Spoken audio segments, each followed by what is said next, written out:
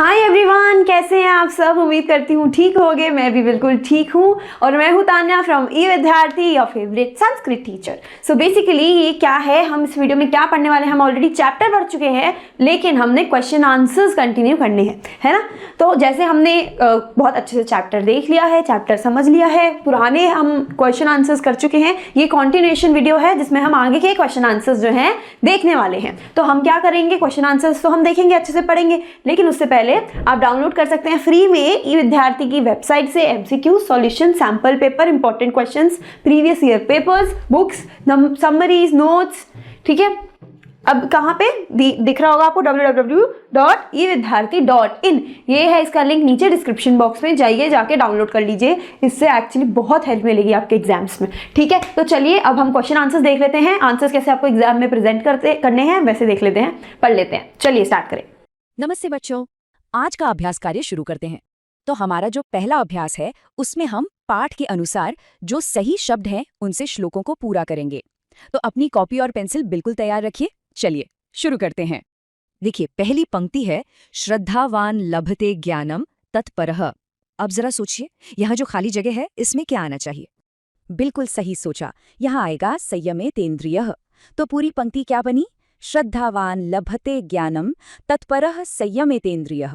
इसका मतलब है कि जो श्रद्धालु है और अपनी इंद्रियों को वश में रखता है वही ज्ञान प्राप्त करता है। चलिए जल्दी से इसे अपनी कॉपी में लिख लीजिए। अच्छा, अब दूसरी पंक्ति देखते हैं। चैव वाङ्मयं तपोच्यते। याद करने की कोशिश कीजिए, इस श्लोक की शुरुआत कौन से शब्द से होती है।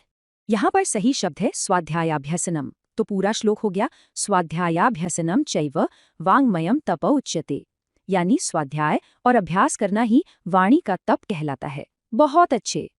चलिए अब तीसरी पंक्ति पर आते हैं। संतुष्टः सततम योगी यतात्मा।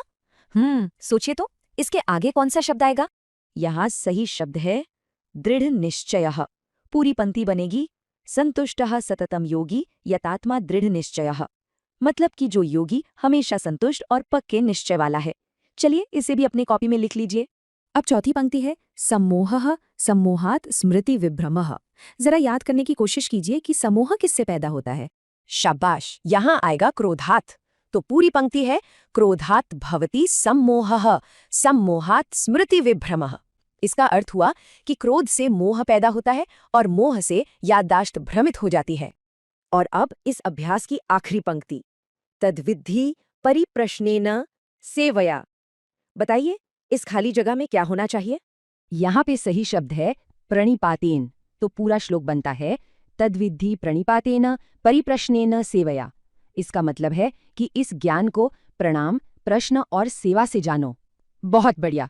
इसी के साथ हमारा पहला अभ्यास पूरा हो गया। बहुत अच्छे। चलिए अब हम अपने अगले अभ्यास की तरफ बढ़ते हैं। इसमें हमें जो पुल्लिंग शब्द दिए गए हैं उन्हें स्त्रीलिंग में बदलना है। पहले एक उदाहरण देख लेते हैं। जैसे पुल्लिंग शब्द है श्रद्धावान, तो इसका स्त्रीलिंग रूप होता है श्रद्धावती। ध्यान से देखिए, वान बदलकर वती हो जाता है। हमें ठीक इसी तरह से बाकी शब्दों को भी बदलना है। पहला शब्द है गुणवान। इसका स्त्रीलिंग रूप होगा गुणवती। गुणवान मतलब गुणों से भरा हुआ पुरुष और गुणवती मतलब गुणों से भरी हुई स्त्री। अगला शब्द है आयुष्मान। इसका स्त्रीलिंग रूप क्या होगा, सोचिए। हाँ, आयुष्मती। जैसे हम आशीर्वाद देते हैं ना, आयुष्मान भव और आयुष्मती भव। अगला शब्द है क्षमावान, जिसका स्त्रीलिंग रूप बनेगा क्षमावती, यानी क्षमा करने वाला पुरुष क्षमावान और क्षमा करने वाली स्त्री क्षमावती। हमारा अगला शब्द है ज्ञानवान, यानी ज्ञान से युक्त। इसका स्त्रीलिंग रूप तो बहुत आसान है, ज्ञानवती। और आखिरी शब्द है श्रीमान, जिसका स्त्रीलिंग रूप आप सभी जानते हैं, श्रीमती। अरे ये शब्द तो हम रोज ही इस्तेमाल करते हैं। प्रश्न 7। इसमें क्या करना है, हमें 2 कॉलम्स दिए गए हैं अ और ई, और हमें उनके शब्दों का सही सही मिलान करना है ना मजेदार। बिल्कुल एक पजल की तरह है। चलिए देखते हैं। तो देखिए, निर्देश है समुचितेन पदेन सह स्तंभौ में लयत। इसका सीधा सा मतलब है सही शब्दों के साथ कॉलम्स को मैच करना है।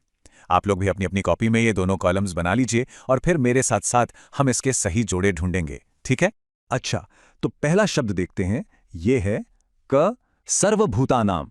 इसका मतलब क्या होता है? इसका मतलब होता है सभी प्राणियों का या सभी जीवों का। अब जरा दूसरे कॉलम में देखिए, इससे मिलता जुलता शब्द कौन सा है? हाँ, बिल्कुल सही पहचाना, यह है ङ सर्वेशाम प्राणिनाम। इसका मतलब भी वही है, तो क को हम मिलाएंगे ङ के साथ। चलिए अब दूसरा वाला देखते हैं। ख अनुद्विग्न मना। ये शब्द उस इंसान के लिए है जिसका मन परेशान ना हो, शांत हो। अब दूसरे कॉलम में ऐसा कौन सा वाक्य है? ध्यान से देखिए। हाँ, ये रहा, घ यस्य मनः विचलितम न भवति, मतलब जिसका मन विचलित नहीं होता। तो खर का सही जोड़ा हुआ घ। बहुत अच्छी। अब बारी है ग की। स्थिता ध्येयः। इसका अर्थ है जिसकी बुद्धि स्थिर हो, जो शांति से सोच समझकर फैसला ले। अब दूसरे कॉलम में देखिए, इससे मिलता जुलता शब्द कौन सा है? हाँ, ये है ख स्थिरमतिमान। देखिए, दोनों शब्दों का मतलब एकदम एक जैसा है, तो ग को मिलाएंगे ख से। शाबाश, आप लोग बहुत अच्छा कर रहे हैं। अगला है घ परिप्रश्नेन। इसका मतलब होता है बार बार पूछने से या प्रश्न करने से। अब तो दूसरे कॉलम में ढूंढना आसान हो गया होगा, है ना? जी हाँ, क पुनः पुनः प्रश्न करणेन। इसका मतलब भी यही है कि बार बार प्रश्न पूछने से, तो घ का सही जोड़ा है क।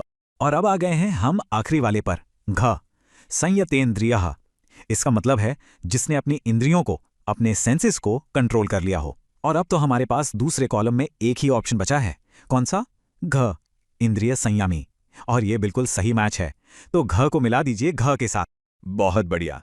देखिए, हमने कितनी आसानी से ये प्रश्न हल कर लिया। अब स्क्रीन पर देखिए, सारे सही जोड़े एक साथ लिखे हुए हैं। आप सब अपने अपने उत्तर एक बार चेक कर लीजिए और फिर इसे अपनी कॉपी में साफ साफ लिख लीजिए।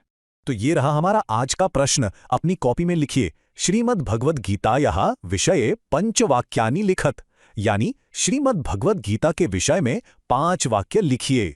पहला वाक्य लिखिए, क श्रीमद् भगवद गीता भगवान श्री कृष्णस्य अर्जुनाय उपदेशः अस्ति। इसका मतलब ये है कि श्रीमद् भगवद गीता भगवान श्री कृष्ण का अर्जुन को दिया हुआ एक उपदेश है। ये वो ज्ञान है जो उन्होंने अर्जुन को दिया था। अच्छा, अब दूसरा वाक्य लिखिए, ख गीतायान सप्तशतम श्लोकाः सन्ति। इसका बहुत ही सीधा सा अर्थ है कि गीता में 700 यानी 700 श्लोक हैं। अब लिखिए तीसरा वाक्य, ग अर्जुनस्य संशयम दूरम कर्तुम गीता लिखिता, यानी कि अर्जुन के मन में जो शक और दुविधा थी उसको दूर करने के लिए ही गीता का उपदेश दिया गया था। चलिए अब चौथा वाक्य लिखते हैं, घ महाभारते भीष्म पर्वणि गीता वर्णिता। इसका अर्थ है कि गीता का वर्णन महाभारत के भीष्म पर्व में मिलता है। यह उसी का एक हिस्सा है। और अब हमारा आखिरी और 5वां वाक्य, गे गीतायाः उपदेशाः जीवनम शोभयन्ति। इसका मतलब है कि गीता की जो शिक्षाएं हैं, जो उपदेश हैं, वो हमारे जीवन को और भी सुंदर बनाते हैं। बहुत बढ़िया। तो ये रहा आपका पूरा उत्तर। एक बार अपनी कॉपी में मिला लीजिए कि आपने सभी 5 वाक्य सही सही लिखे हैं या नहीं। शाबाश। उम्मीद करती हूँ ये क्वेश्चन आंसर्स भी आपको अच्छे से समझ आ गए होंगे, और अगर आ गए तो do like, share and subscribe and press the bell icon also. And description में आप जाके ई विद्यार्थी की वेबसाइट से डाउनलोड कर सकते हैं फ्री में सारे MCQs, important papers, questions, notes, सब कुछ। तो जरूर जाइएगा और जरूर चेक करेगा, क्योंकि ये सब फ्री में सिर्फ और सिर्फ आपके लिए है। All the best for exams. Bye.